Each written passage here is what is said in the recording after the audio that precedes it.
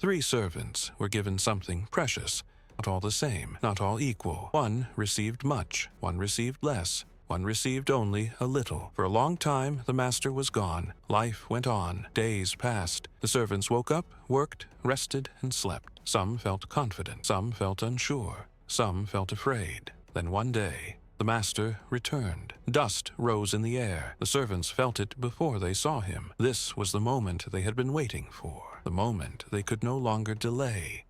The moment when everything they had done and everything they had avoided would finally matter. This is the story Jesus told about what happens when God trusts us with what belongs to Him. Before leaving on His journey, the Master called His servants to Him. They stood in a line, waiting quietly. The Master did not speak harshly. He did not rush.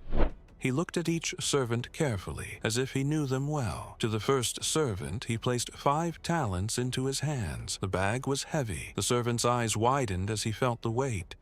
To the second servant, the master gave 2 talents, not as many as the first, but still a great treasure, more than most people would ever hold in their lifetime. To the third servant, the master gave 1 talent. It was smaller than the others, but still valuable, still important. A talent was not a skill or a gift. It was a large amount of money, so much that losing even one would be serious. The master did not give the same amount to everyone, but he was not unfair. He gave to each servant according to what they could handle. The servants felt it, the weight of the bags, the weight of responsibility. Then the master turned and left. There were no extra instructions, no warnings, no reminders, only trust. And now, the servants had to decide what to do with what they had been given.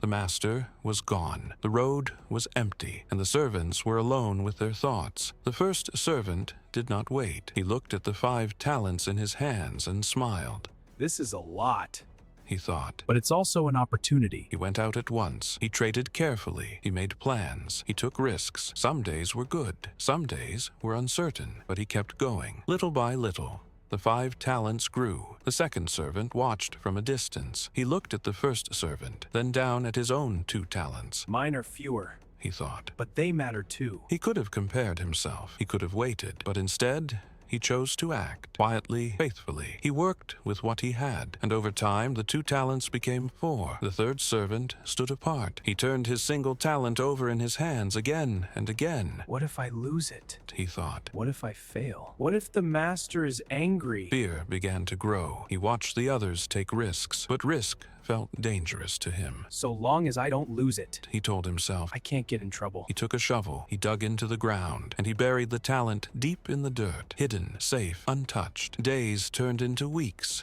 Weeks into months. Each servant waited. Each servant lived with the choice he had made. After a long time, the master returned. The sound of footsteps traveled ahead of him. Dust rose from the road. The servants felt their hearts tighten before they even saw his face. The waiting was over. The first servant stepped forward. He carried 2 heavy bags, 1 in each hand. His heart raced, but not with fear. Master, He said. you trusted me with 5 talents. See, I have gained 5 more. He held them out, not proudly, but honestly. The master's face softened. Well done, He said. you have been faithful with a little. I will put you in charge of much. Come and share in my joy. Not relief, not escape, joy. The second servant came next. His hands shook slightly as he stepped forward. Master, He said. you gave me 2 talents. See, I have gained 2 more. For a moment, he wondered if it would be enough, but the master smiled just the same. Well done. He said again. You have been faithful with a little. I will put you in charge of much. Come and share in my joy. The second servant's shoulders relaxed. Faithfulness mattered more than amount. Then the third servant stepped forward. His hands were empty. He avoided the master's eyes. His voice was careful. Master, He said.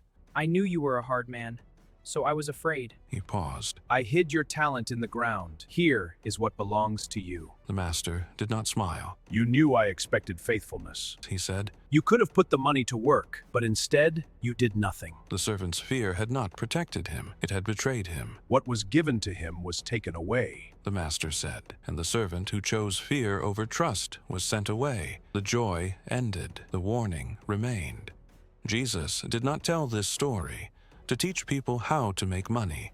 He He told it to teach them how to live. The master in the story represents God. The servants represent us, and the talents represent everything God places in our care: time, abilities, opportunities, faith, responsibility. Not everyone is given the same amount. Some are trusted with much, some with less. But everyone is trusted with something. The first two servants were different. They were given different amounts. They worked in different ways. But they shared one thing in common. They trusted the master. They believed he was good. They believed he was fair. And because they trusted him, they acted. The third servant also believed something about the master. But what he believed was different. He believed the master was harsh. He believed failure was worse than doing nothing, and fear shaped his choice, so he hid what he was given, not because he hated the master, but because he did not trust him. This is what Jesus wanted his listeners to understand. God is not looking for people who never fail. He is looking for people who trust him enough to step forward. Faithfulness does not mean being the best. It means being willing. One day, the waiting will end. The master will return, and each life will tell its own story. Not a story of how much was given, but a story of what was done with it. The question is not meant to frighten us. It is meant to wake us. What has God placed in your hands, and what are you doing with it today?